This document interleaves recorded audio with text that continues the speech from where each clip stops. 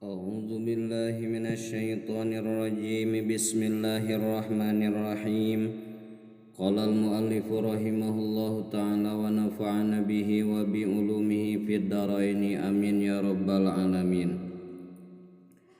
Bismillahirrahmanirrahim. Paslun utawi iki iku pasal ing dalem mertelaaken al-mughalladhatu utawi najis mughalladhah iku tathuru bisa dadi suci mughalladhah bisa ba'i ghusalatin kalawan pitu pira-pira wasuhan ba'da izalati ainiha ing dalam sause ngilangaken datne najis ihdahunna utawi salah sawijine sab'i ghusalatin iku biturabin kalawan endut. Bismillahirrahmanirrahim. Dina ieu pasal ajengan musannif bade ngajelaskeun cara nyucikeun najis, cara ngabersihkeun najis mughalladhah. Najis mughalladhah nyaeta najisna anjing. Di mana-mana aya wawadahan diletak ku anjing atawa kakenaan ku cai kiih, getihna anjing, taina atawa ku buluna bari kaayaan baseuh, maka wajib dikumbah ku cai 7 kali anu sakali dicampuran taneuh. Dauhan Kangjeng Rasul, tahuru ina'i ahadikum idza walagha fihil qalbu ayyagsilahu sab'a marratin ulahunna biturabi. Ngabersihan wadah saurang ti aranjeun ti maraneh di mana diletak anjing, maka kudu dikumbah 7 kali anu mimitina dicampuran ku taneuh. Ieu riwayat Imam Muslim. Dina riwayat Imam At-Tirmidzi ukhrahunna biturabi, anu pang akhirna dicampuran taneuh. Ieu 7 kali kumbahan teh saatos leungit ayeuna najis atawa datna najis. Saena mah ngangetaneuh teh dina balikan kahiji supaya dibersihkeun dina balikan anu saterusna.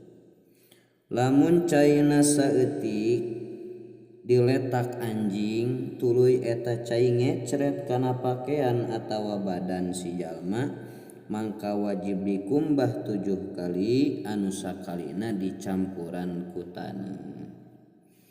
Ieu taneuh hanteu bisa diganti ku sabun atawa anu sanesna. Salajengna wal mukhaffafatu lan utawi najis mukhaffafah iku tathuru bisa dadi suci mukhaffafah birasyil ma'i kalawan ngepretaken banyu alaiha ing atase mukhaffafah ma'al ghalabati sarta ngalindih wa izalati ainiha lan ngilangaken datne najis. Salajengna cara nyucikeun najis mukhaffafah, di mana-mana pakaian kakenaan ku cai kompol budak lalaki anu can barang dahar atawa nginum salian cai susu inungna jeung can nepi kana umur 2 tahun, maka dina ngabersihkeunana cukup dikepret ku cai saatos leungit heula dat atawa ayeuna najis. Disyaratkeun dina ngepretkeun cai, caina kudu keuna kana sakabeh tempat cai kiih jeung kudu walatra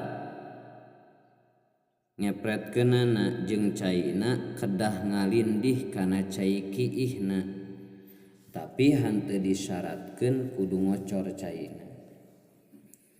Ari dalil ngabedakeun antara cai kompol budak lalaki jeung cai kompol budak awewe ieu hadis Sayyidina Ali bin Abi Thalib radhiyallahu an Sanyanyana Kangjeng Rasulullah sallallahu alaihi wasallam ngadawuh terhadap budak anu masih nyusu. Kumaha unggelna yundahu baulul gulami wa yugsalu baulul jariyah. Dikepret cikiih budak lalaki jeung dikumbah cikiih budak awewe. Saur Qatadah ieu teh selagi budak can barang dahar. Di mana budak nangis barang dahar mangka cai kompolna kudu dikumbah. Ieu riwayat Imam At-Tirmizi. Ngan anu pang abdolna dina ngabersihkeun cai kompol budak lalaki anu can barang dahar salian cai susu indungna eta dikumbah karena ngaraksa ikhtilaf ulama. Sabab Imam Abu Hanifah sareng Imam Malik ngawajibkeun dikumbah seperti cai kompol budak awewe. Salajengna wal mutawassithatu lan utawi najis mutawassithah ikutan qasimu kabagi ala kismaini ing atase rong duuman. Ainiyatin sawiji najis mutawassithah ainiyah wa hukmiyatin lan najis mutawassithah hukmiyah. Alainiyatu utawi najis mutawassithah ainiyah iku allati kang laha iku tetep kedawe lati lawanun utawi warna warihun lan ambe wa ta'mun lan rasa. Pala buddha mangka misti mangka ora kawasa ora min izalati launiha saking ngilangakeun warnane najis warihiha lan ambeune najis wa ta'miha lan rasane najis. Najis mutawassithah nyaeta seperti cai kompol, kotoran jalma, tai hewan, getih jeung nanah. Dina ngaleungitkeunana cukup dikumbah ku cai sakali nya.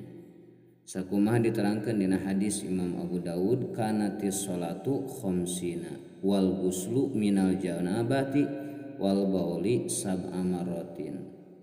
Salat fardu ieu asalna 50 waktu. Mandi junub ngumbah cai kiih 7 kali. Tidinya Kangjeng Rasulullah sallallahu alaihi wasallam hanteu eureun-eureun nyuhunkeun dihampangkeun ka Allah. Sehingga dijadikeun salat fardu tina 50 jadi 5 kali. Mandi junub sakali, ngumbah cai kiih cai kompol sakali.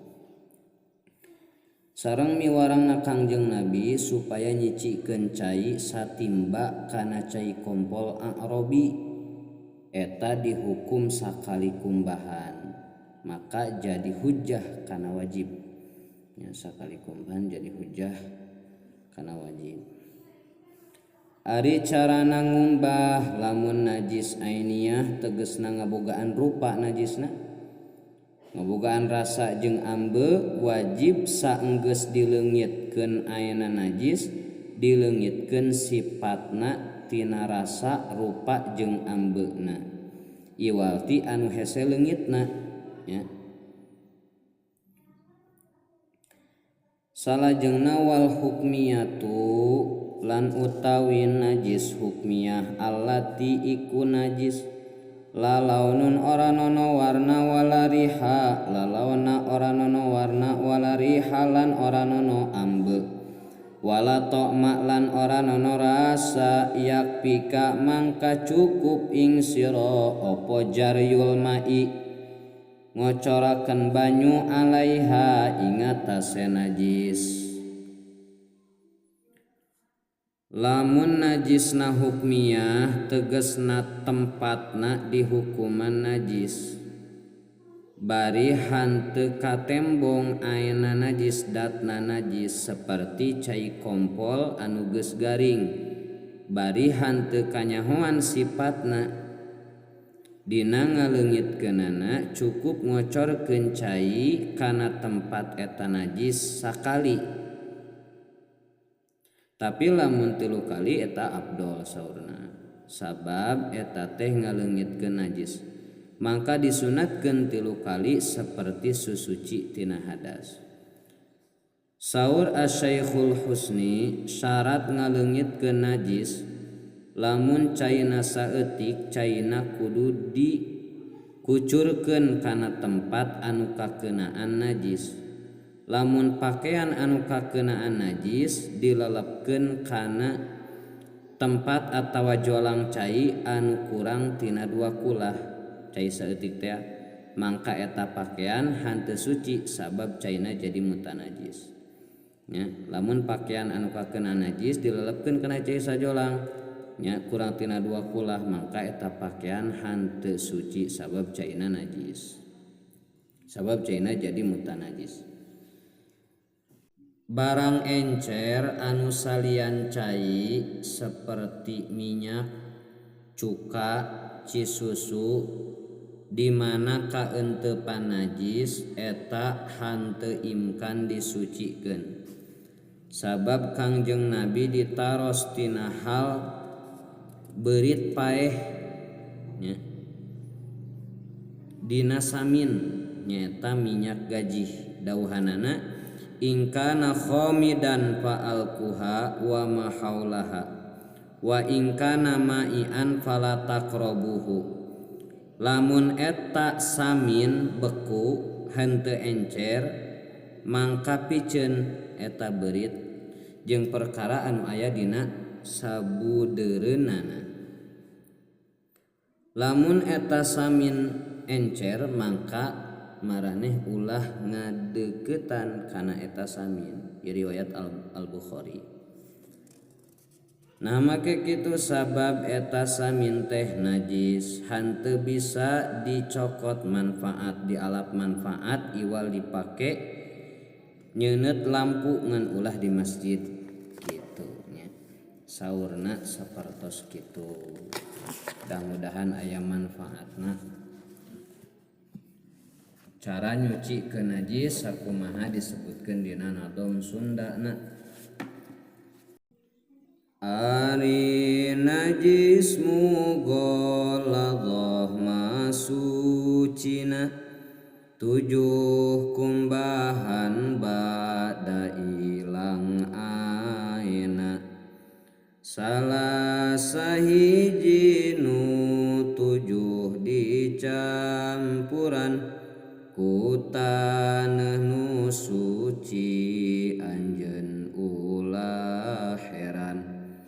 Najis mukhafafah mah bisa sucina ngabanjurkeun cai ngalindih najisna. Najis mutawasitoh ngan 2 bagian ainiyah jeung hukmiyah pek ta'rifan. Najis ainiyah nu aya rufaan reujeng aya rasa jeung aya ambean. Dina nyucikeun kudu hilang rupana kudu hilang rasa jeung hilang ambeuna. Ari najis hukmiyah masa balikna eueuh rasa eueuh rupa jeung ambeuna. Wallahu a'lam bishawab.